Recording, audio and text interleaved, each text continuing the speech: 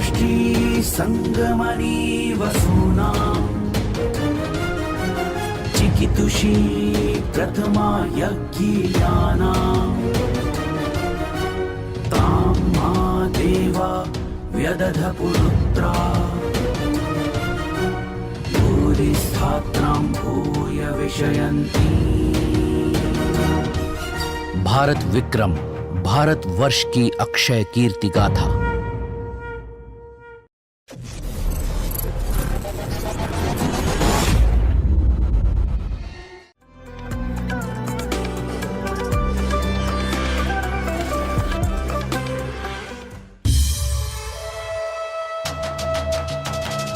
जननायक गणनायक संवत्प्रवर्तक सहसांक सम्राट विक्रमादित्य की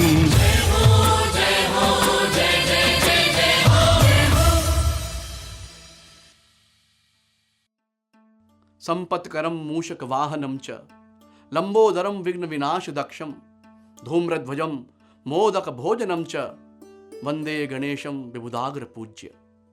रक्तांबरं वारणकर्णकं च रक्तांबरं वारणकर्णकं च विनायकं बालविधुं सुबोधं धैर्यप्रदं तोषनितान्तकारकं धैर्यप्रदं तोषकरं नितान्तं वंदे गणेशं विबुधाग्र पूज्य। वाह, अद्भुत, बहुत ही अद्भुत रचना है। छंद, शब्द चयन, भाषा, व्याकरण, शिल्प रचना सब कुछ अद्भुत है। अति सुंदर। नमस्कार, जय श्री महाकाल। महाराज विक्रमादित्य के राज्य में कवि, साहित्यकारों और अन्य विधाओं का बहुत मान सम्मान किया जाता था। नवरत्न की अवधारणा भी उन्होंने ही प्रतिपादित की, अर्थात उनके दरबार में अलग अलग विधाओं के संसार के विद्वान गुणी मौजूद थे। उन्हीं के पदचिन्हों पर बादशाह अकबर ने भी अपने दरबार में नवरत्नों की नियुक्ति की। खैर, तो महाराज माह में 1, 2 या कभी कभी 3-4 बार कवि गोष्ठी या कवि सम्मेलन का आयोजन किया करते थे। उन्होंने राज्य में कहलवा रखा था कि जो कोई भी कवि अपनी रचना दरबार में उपस्थित होकर सुनाएगा, उसे एक या रचना की उत्कृष्टता के आधार पर 1 से अधिक स्वर्ण मुद्राएं पुरस्कार स्वरूप भेंट की जाएगी। फिर राज्य में कवि कोविदों की भी कमी नहीं थी। पुरस्कार पाने के लालच और अपने कवि होने का मोह संवरण भी कुछ अकवि नहीं रोक पाते थे, और इसीलिए एक बार एक अकवि अपनी रचना सुनाने महाराज के सामने उपस्थित हो गया और अपनी रचना सुनाकर महाराज को प्रभावित करने का प्रयास करने लगा।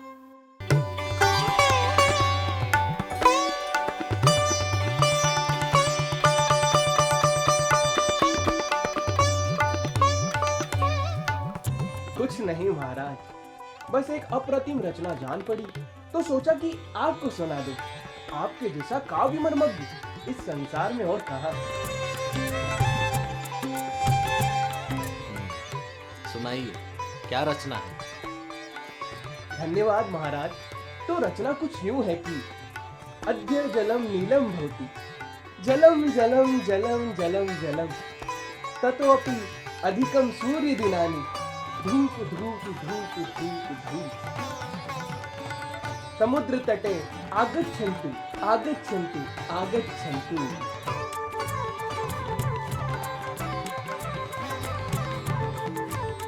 वाह, क्या बात है, अद्भुत। धन्यवाद महाराज। मंत्री जी, इन्हें 2 स्वर्ण मुद्राएं पुरस्कार स्वरूप प्रदान की जाए। बहुत ही अच्छा। धन्यवाद महाराज, धन्यवाद। महाराज की जय हो, महाराज की जय हो, महाराज की जय हो।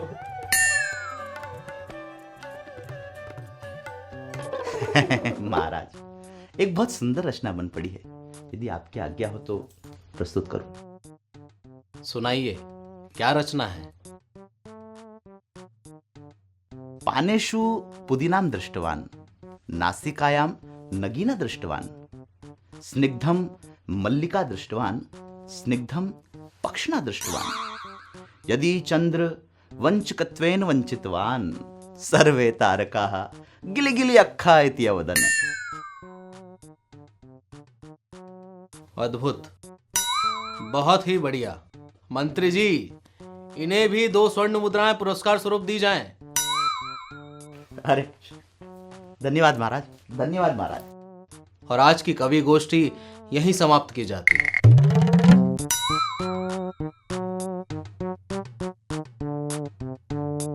जय श्री महाकाल। महाराज की चिंता यही थी कि इस तरह तो साहित्य और काव्य का स्तर गिरता ही चला जाएगा और नवरत्नों का जो वर्चस्व है वो शनः शनः समाप्त होता चला जाएगा। तब महाराज ने कालिदास जी और अन्य मंत्रियों से इस समस्या के समाधान के लिए कहा। तब मंथन के बाद ये सुझाव आया कि 3 साहित्यिक विद्वानों का मंडल बैठे जो ये तय करे कि कविता श्रेष्ठ है या अश्रेष्ठ। जो कविता श्रेष्ठ हो उसी को पुरस्कार दिया जाए, अन्यथा नहीं। हालांकि महाराजा विक्रमादित्य को पुरस्कार देने में कोई आपत्ति नहीं थी। उनकी चिंता तो गिरता हुआ स्तर थी। फिर तय ये हुआ कि 3 विद्वान सदस्यों का मंडल बैठेगा जो तय करेगा कि कविता श्रेष्ठ है या नहीं। इसका परिणाम क्या हुआ, आइए देखते हैं। बैठेगा विद्वान 3 करने निर्णय काज, बोलो महाकाल की जय। बैठेगा विद्वान 3 करने निर्णय काज, कौन होगा रंक कवि और किके मिले गोताज। राजा विक्रम करेगा अब तो बिन चिंता के राज, 3 मूर्ति रखेगी अब से कवि कोविद की लाज, बोलो महाकाल की जय।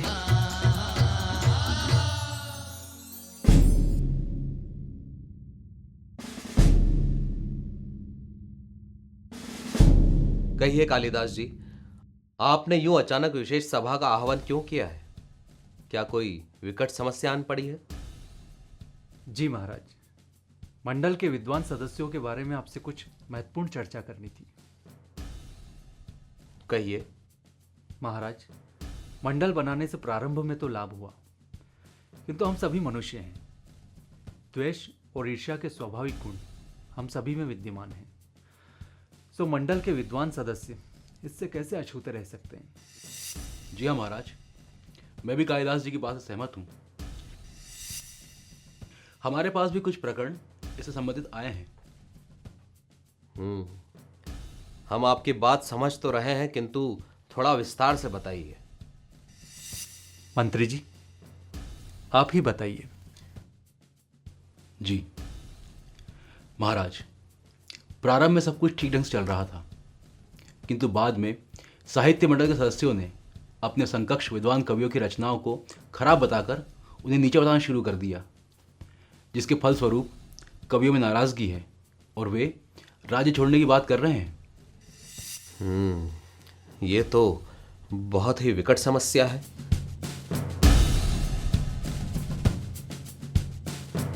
प्रणाम महाराज। महाराज की जय हो।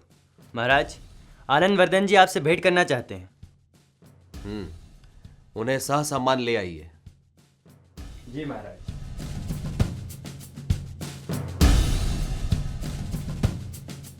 आनंद जी का इस समय आना, इसका क्या प्रयोजन हो सकता है? वही महाराज जिस पर अभी हम चर्चा कर रहे थे। वे कल मेरे पास आए थे कि मैं आपसे इस विषय पर बात करूं। मैं उनका प्रकरण आपको बताता, इससे पहले ही वे यहाँ आ गए।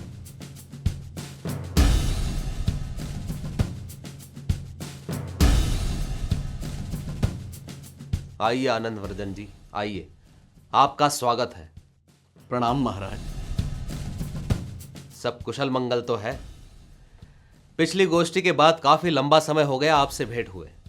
हाँ महाराज, लंबा समय तो हो गया।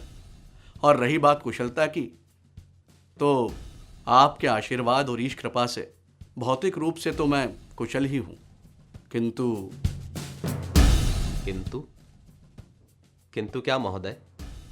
विक्रमादित्य के सामने निसंकोच होकर कहिए, हम आपके सेवक हैं। कहिए। महाराज, आपके पिता के समय से इस राज्य में मैं साहित्य सेवा और साहित्य सृजन करता आया हूं, किंतु पिछले दिनों जितना अपमानित मैंने अपने आप को कभी अनुभूत नहीं किया। खुलकर कहिए आनंद जी, किसने कब और कैसे आपका अपमान किया है? जब से आपने विद्वान मंडल समिति का गठन किया है और उन्हें श्रेष्ठ, अश्रेष्ठ, उचित, अनुचित इन सब का मापदंड करने का निर्धारण दिया है, उसके कुछ समय बाद से ही विद्वान मंडल समिति अपनी मर्यादा का लांघ चुकी है। उन्हें नवागत रचनाकार और अनुभवी रचनाकार की रचनाओं में अंतर ही दृष्टिगोचर नहीं होता महाराज। महाराज, आज का मेरा आपसे मिलने का प्रयोजन इसी विषय पर था। केवल आनंदवर्धन जी ही नहीं, और भी कई विद्वान इस समस्या का सामना कर रहे हैं।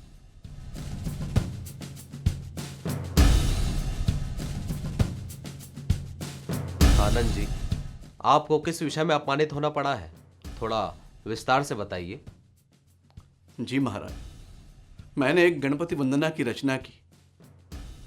आप और कालिदास जी आप सुनिए और बताइए कि इसमें कहाँ त्रुटि है, कहाँ दोष है। अवश्य सुनाइए, सुनाइए। सुनिए महाराज। संपत्करम मूषक वाहनम च लंबोदरम विघ्न विनाश दक्षम धूम्रध्वजम मोदक भोजनम च वंदे गणेशम विबुधाग्र पूज्य रक्तांबरम वारण कर्णकम च रक्तांबरम वारण कर्णकम च विनायकम बाल विधुम सुबोधम धैर्यप्रदम तोष नितांत कारकम धैर्यप्रदम तोषकरम नितांतम वंदे गणेशम विबुधाग्र पूज्य। वाह, अद्भुत, बहुत ही अद्भुत रचना है। छंद, शब्द चयन, भाषा, व्याकरण, शिल्प रचना, सब कुछ अद्भुत है, अति सुंदर।